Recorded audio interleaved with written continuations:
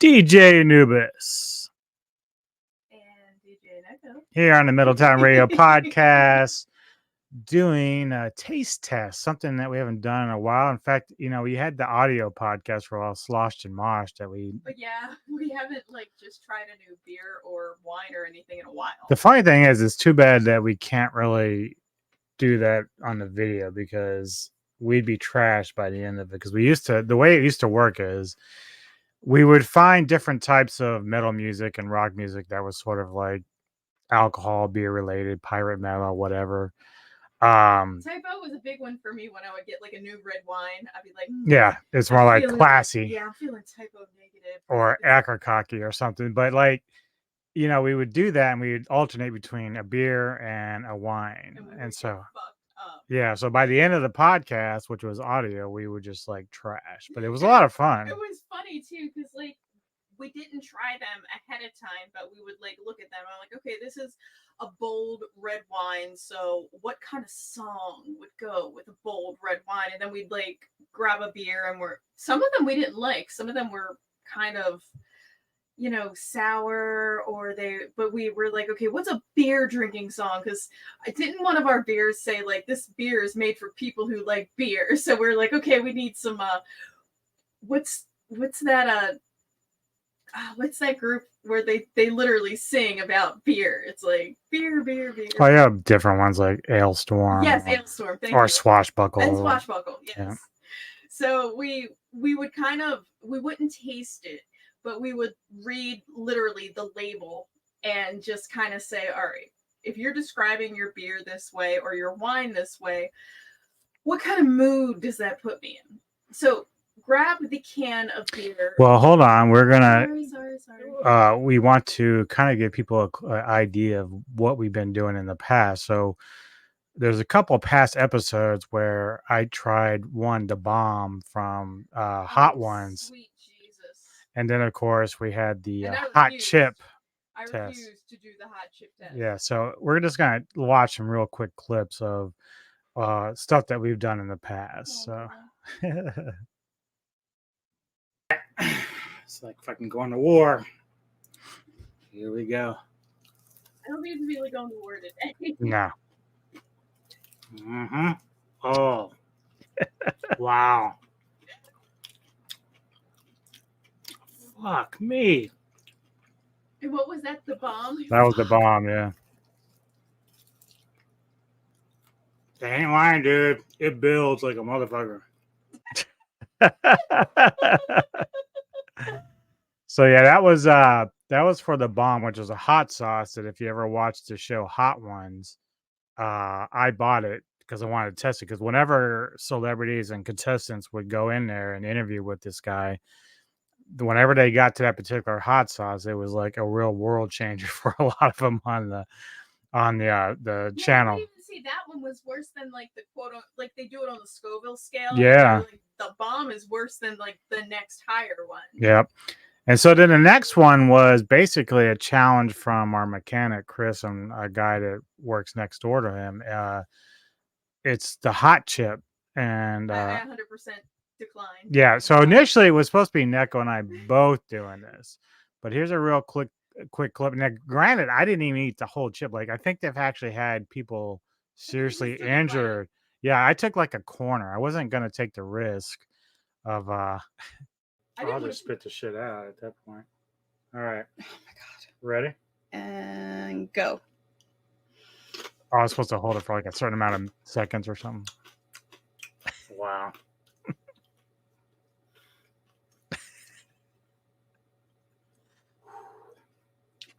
Where are we at? 15 seconds. Yeah, what was it, a minute or something? Oh my God. It builds. Yeah, wipe your hands. Wipe your hands so that you don't. Yeah. Wipe them better than that. Wipe them better. Neko's are you dying on me? Oh no! Oh no! You got the hiccups. Yeah.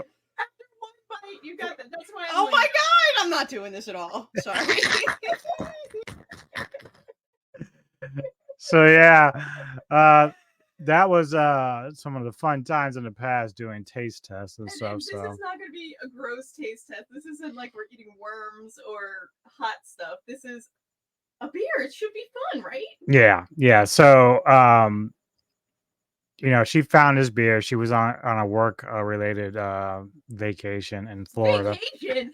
My ass was working like fucking 10 hours every day. It's not a vacation. I just happened to go to the But she store. came back and she said she found this German beer because I like Hefeweiss, Westfaner, and all that. That's my beer, go-to beer. So she found this beer called Wernesgruner, and I don't know if anybody's really familiar with this. But it was I've never heard of it. I never heard of it either. And what really drew me to it is it has a lot of similar writings of the Weinstefaner. So it's Wernesgruner, Weinstefaner. And I was like, maybe they're like sister beers. And on the label, if you flip it around, it says brewed since the 1400s and brewed with the purity laws of Germany. And that's like a big deal. I mean, like 4.9 alcohol. so it's like it's a hefty beer. Since 1436, it's Pils legendy. And something I actually learned recently about Baltimore, because we do have a lot of German immigrants like back in the day, is the breweries really got their start back when the German immigrants came in the 1800s and taught people their brewing styles and all of their recipes. So Baltimore does have a strong like beer history. Fortunately, like right now there's still a lot of craft beers, which is nice, and there's a tiny brewery right up the street from us, but a lot of the larger breweries, they've been bought out by bigger companies and kind of like been taken out of Baltimore. But there was a huge German influx in Baltimore in the 1800s that's what they brought, and they taught Baltimore. And at one point, in the 1800s, early 1900s, there was at least 5 breweries. That's a hard word to say. And we actually have a neighborhood called Brewers Hill. So that neighborhood is where like the breweries were kind of housed. My grandfather worked at one of the breweries. So it's a big like, which makes me think, okay, found a new German beer. DJ Anubis loves German beers. I don't know much about this beer except for I bought it when I was in Florida. So I have my glass here. Do you have your glass? I do. Okay, let's first. My mug. My mug. Yep. So let's first sniff. It's not wine. Yeah, but you have to get the sniff to get the I'm smelling a little bit of hops. All right, now I'll take a sip. Sniff and snip. Sniff and Sniff and sip. Sniff and snip. Sniff and snip. Oh, Jesus Christ. You're not even drunk. I know. So my first impressions right now is it's a little hoppier than I thought it would be for a Pilsner, because I love Pilsners, and Pilsners are more maltier in my opinion. But I taste a little bit of hops right on the tip of my tongue. What about you? Yeah, and also I don't know, it kind of falls flat on the back end of the once it goes down. Like you've been drinking a lot of wheat beers. This is not a wheat beer. It has 0 wheat in it, so you're not going to get that smoothness that you normally like with the wheat beers. This is a Pilsner. It's actually not bad, especially like you get pint. Well, good. When you're done drinking all your wine, you can drink those. So I think you got like 4 of them or something. Yeah, it was only 4. So you don't like it?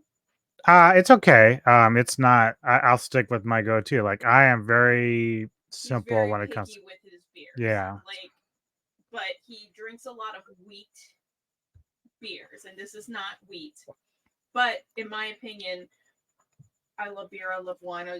It's the whole concept of creating a beer for taste and creating wine for taste. And when the brewmasters and the wineries explain to you like this is how we make it, it really hits home, because a lot of people are just like beer is beer and let's get a Coors Light or whatever. But when you get something that has a little bit of like fruit notes or because if you stop right now because you haven't taken a sip in a while, you can feel the maltiness a little bit. I enjoy when I go to like small breweries or small wineries and they take you through their entire like process. Like, this is how we decided to do this and blah, blah, blah. What if I told you where I purchased this beer? Didn't you say Walmart or something? Twice? 7-Eleven? Where? Aldi. Oh, okay.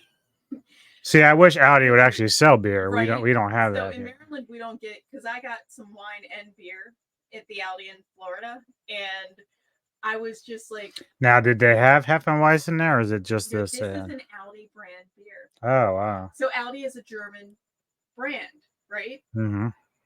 This is their brand of beer. They made this beer piggybacking off of Weihenstephaner. Weihenstephaner has their own Pilsner that is similar to this. They probably brew it in the same brewery, and then they put their... So flip your wine. Is that a Weihenstephaner? So flip Well, this one's a Vitus. Yeah, but look at the label, how similar it I'm is. so bad at this. There we go. The label is super similar, right? Mm-hmm. Look at the W's even. I have a feeling that, again, Aldi, there are sometimes we get some of the most amazing things that we find in Aldi, food-wise, even just like random things. When I saw this, I actually thought it was Weihenstephaner at first because I just saw the big W.